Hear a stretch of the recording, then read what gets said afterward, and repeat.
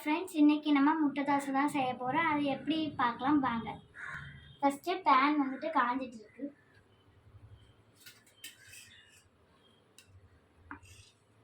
மாவு ஊற்றி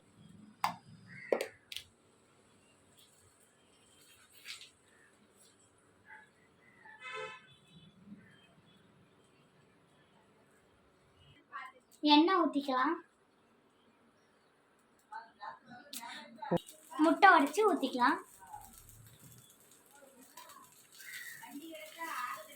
வெங்காயம் போட்டுக்கலாம்.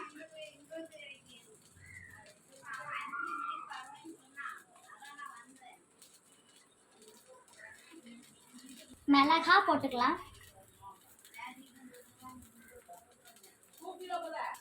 இட்லி பொடி போட்டுடலாம்.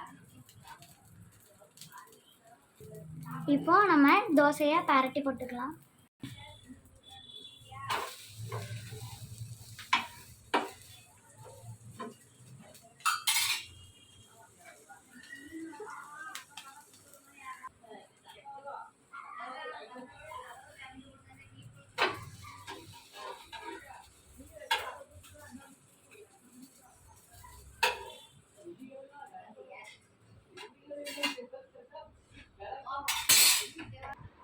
தோசை நம்ம சட்னி சாப்பிடலாம்.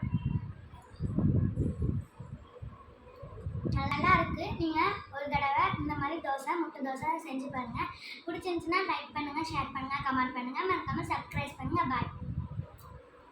நெக்ஸ்ட் வீடியோவில் பார்க்கலாம்.